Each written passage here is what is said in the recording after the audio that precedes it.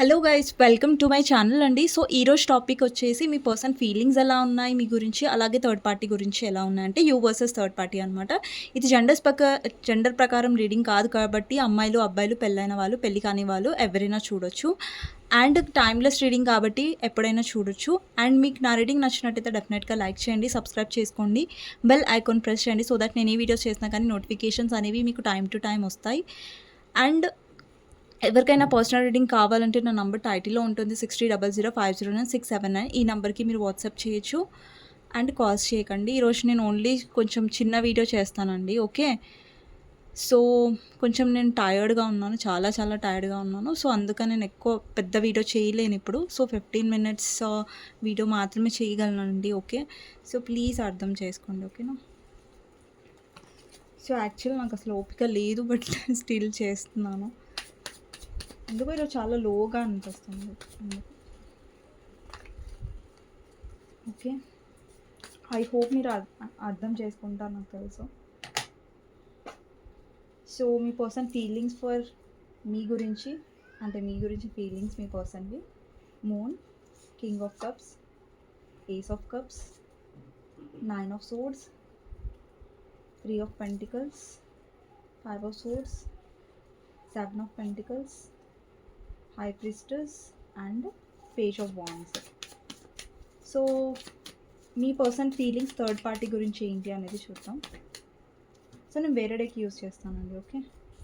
Bottom of the deck వచ్చేసి star.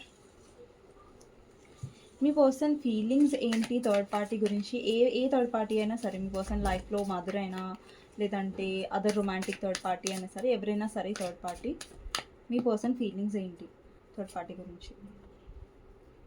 7 of cups, 9 of wands, moon, okay, moon అటు side వచ్చింది, ఇటు side వచ్చింది moon. queen of pentacles, 10 of swords, judgment, page of swords, ace of pentacles and the hierophant. Okay,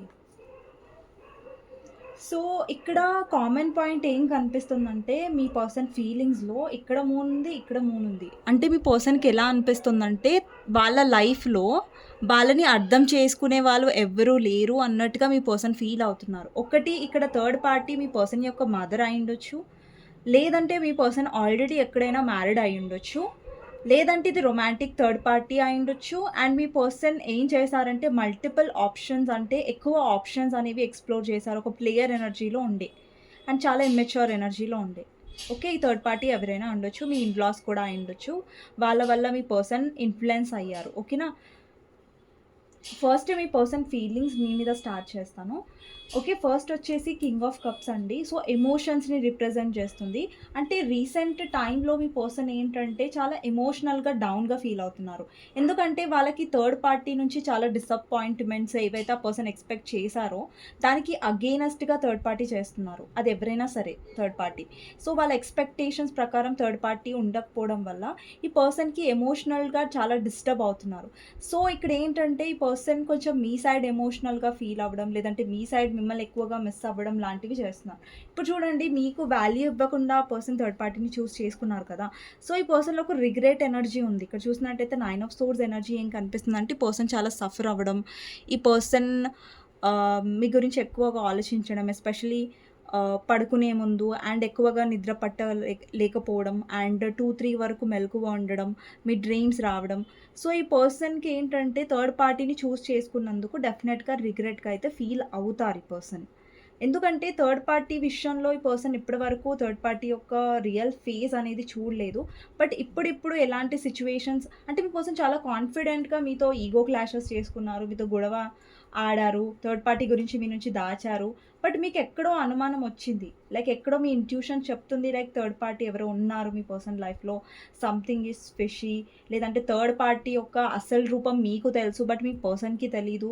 ఆ third party ఎవరైనా సరే, మీ mother ఇన్లో అయినా సరే, లేదంటే అదర్ రొమాంటిక్ థర్డ్ పార్టీ అయినా సరే, ఎవరైనా సరే.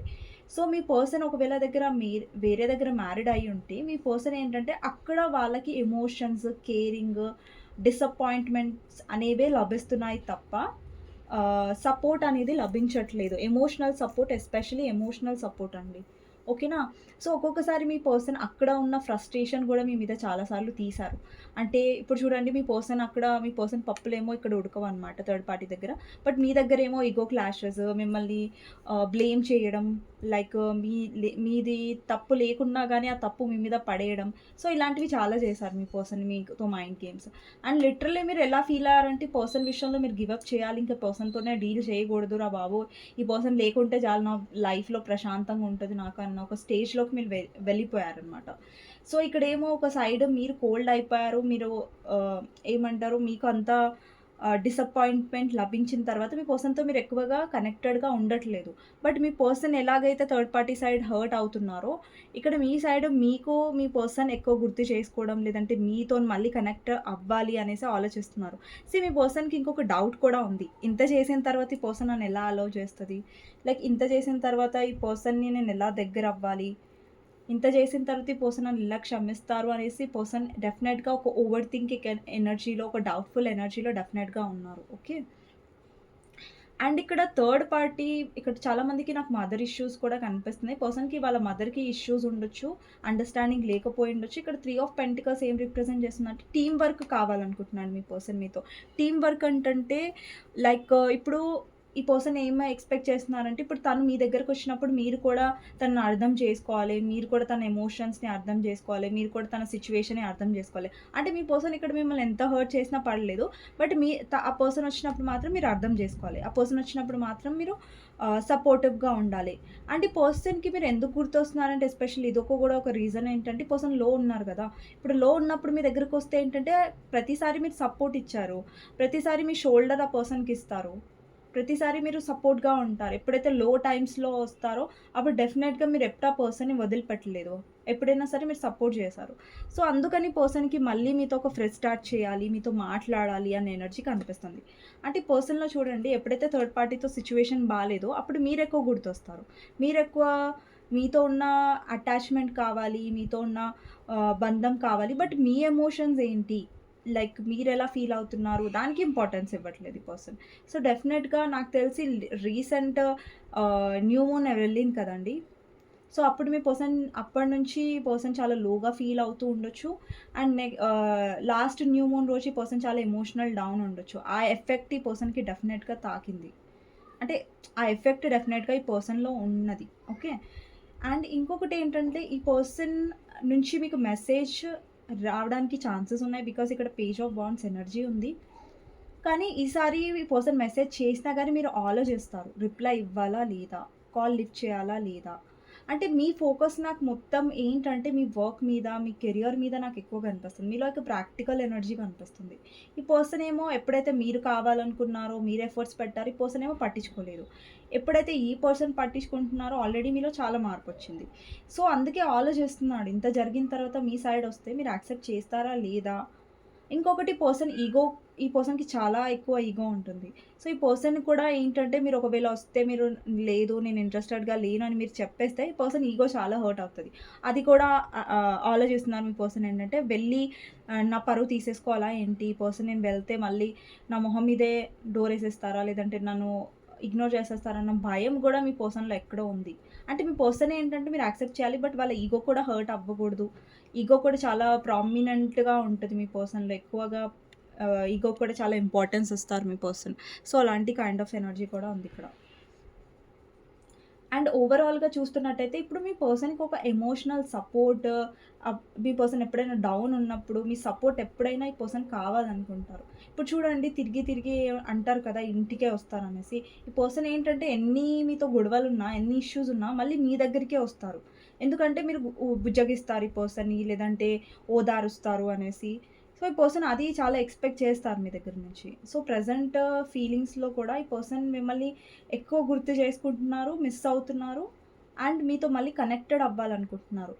బట్ మీకు తెలుసు మీకు భయమేస్తది. మీకు భయమేస్తదంటే నేను అలా చెప్పట్లేదు రాంగ్ వేగా. మీకెలా అనిపిస్తదంటే మీరు ఆల్రెడీ చూసారు మీ పర్సన్ రావడం, బావుంటారు. మళ్ళా గొడవ పడతారు, మళ్ళీ వెళ్ళిపోతారు. మళ్ళీ కోల్డ్ ఎనర్జీ ఇస్తారు. ఒక్కోసారి బానే మాట్లాడతారు, సడెన్‌గా బ్లాక్ జేసేస్తారు. ఇదేంటి ఇలాంటి బిహేవియర్ మీకు నచ్చట్లేదు. అందుకని మీరేంటంటే ఈసారి ఈ పర్సన్ వచ్చినా గానీ మీరు యాక్సెప్ట్ చేయడానికి 100 సార్లు ఆలోచిస్తారు. మాట్లాడాలా వద్దా? మళ్ళీ మాట్లాడితే మళ్ళీ ఇదేం తలకాయ నొప్పో నాకు అనేసి మీరు అనుకుంటున్నారు. సో, అలాంటి టైప్ ఆఫ్ ఎనర్జీ ఉందనమాట. మీ పర్సన్ థర్డ్ పార్టీ గురించి ఏం ఫీల్ అవుతున్నారు అనేది చూస్తాను. సో, లెంతీ వీడియో కాదండి, నేను చెప్పాను ఆల్రెడీ. కొంచెం షార్ట్ వీడియో చేస్తానండి. బికాజ్ నాకు కొంచెం చాలా లోగా ఉంది. ఓకే.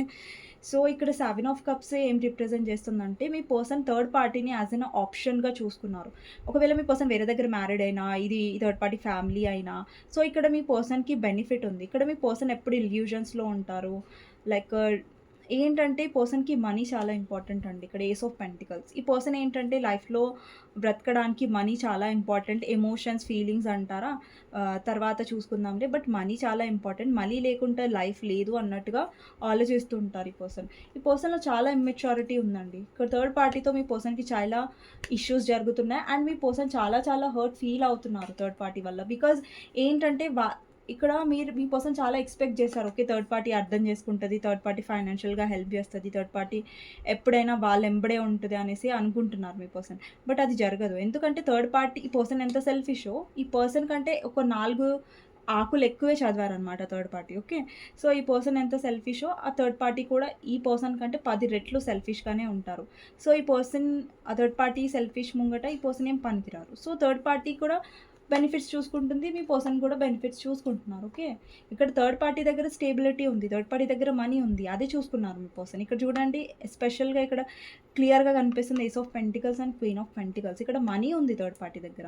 ఇక్కడ మీకు ఎక్కడైనా కప్స్ కనిపిస్తున్నాయి, లవ్ కనిపిస్తుందా అండి? ఎక్కడ కనిపించట్లేదు. మీరు చూడండి, కార్డ్స్‌ని చూడండి. మీకు కప్స్, లవ్ ఎక్కడైనా కనిపిస్తుందా? అండ్ ఇక్కడ ఏస్ ఆఫ్ కప్స్ ఉంది. ఇక్కడ కింగ్ ఆఫ్ కప్స్ ఉంది. అంటే ఎమోషన్స్ ఉన్నాయి, లవ్ ఉంది. బట్ మీ పర్సన్ ఈగో, మీ పర్సన్ చేతులారి కనెక్షన్‌ని పాడు చేసుకున్నారు. ఇంపార్టెన్స్ ఇవ్వకుండా, టైం ఇవ్వకుండా, సిన్సియారిటీ ఇవ్వకుండా, మీ ఎమోషన్స్‌ని గ్రాంటెడ్‌గా తీసుకోవడం, మీ ఫీలింగ్స్‌ని హర్ట్ చేయడం. అక్కడ మీ పర్సన్ అంతా చేతులారా చేసుకున్న పని. అండ్ ఒకవేళ మీ ఇద్దరు అన్‌మ్యారీడ్ అయితే ఈ పర్సనే థర్డ్ పార్టీని తీసుకొచ్చారు. వేరే పర్సన్‌ని మ్యారేజ్ చేసుకున్నారు. లేదంటే మదర్ ఇష్యూస్‌ని వచ్చినాక కూడా ఈ పర్సన్ మీకోసం స్టాండ్ తీసుకోలేదు. అంటే ఇక్కడ ఏంటంటే మీ పర్సన్ ఎఫర్ట్స్ లేక, మీ పర్సన్ అండర్‌స్టాండింగ్ లేక, మీ పర్సన్ మైండ్ గేమ్స్ వల్ల చాలా చాలా ప్రాబ్లమ్స్ వచ్చాయి. ఒక్కొక్కసారి ఏంటంటే మీ ఇద్దరి మధ్యలో గొడవలొచ్చినప్పుడు ఈ పర్సన్ ఏంటంటే మీతో మాట్లాడడానికి కూడా ఈ పర్సన్ అసలు అంటే ఏంటంటే అసలు మిమ్మల్ని మాట్లాడనివ్వలేదు ఈ కనెక్షన్‌లో ఫస్ట్ ఆఫ్ ఆల్.